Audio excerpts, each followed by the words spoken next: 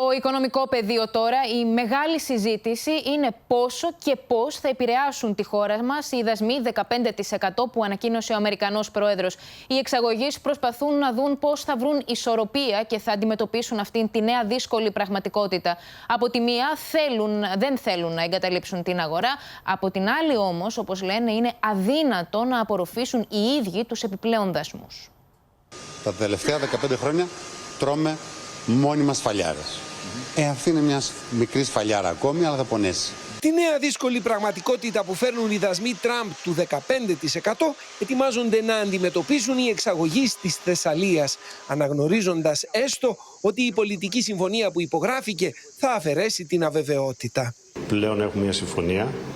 Αυτό δείχνει ότι θα υπάρξει μια σταθερότητα στο μέλλον, κάτι που έλειπε από την αγορά του προηγούμενου εξάμηνου.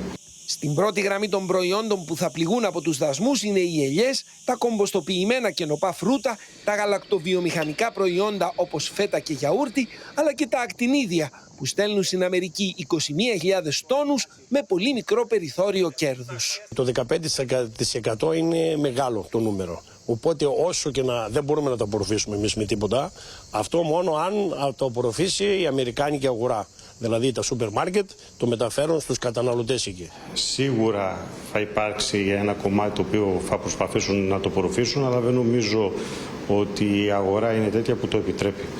Σημαντικό τμήμα των εξαγωγών αποτελούν και τα τοπικά αποστάγματα, όπως τσίπουρο και ούζο. Όμως σε αυτόν τον κλάδο ειδών που δεν είναι πρώτης ανάγκης, υπάρχει σημαντική ανησυχία ότι η όποια νέα ανατίμηση μπορεί να μειώσει την κατανάλωση. Ο τζίρος του ελληνικού κρασιού, η εξαγωγή είναι 100 εκατομμύρια ευρώ, περίπου. Τα 20 από αυτά, είναι πολύ, πάνε στην Αμερική. Δηλαδή μιλάμε για το 20%.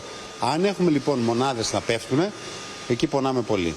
Όπως τονίζουν πάντως οι εξαγωγείς, από τη μία είναι αποφασισμένοι να μην εγκαταλείψουν την αμερικανική αγορά, για να μην χάσουν όμως σε ανταγωνισμό, μοιραία θα αναζητήσουν και νέους προορισμούς, ώστε να αυξήσουν την παραγωγικότητα και το πελατολόγιό τους.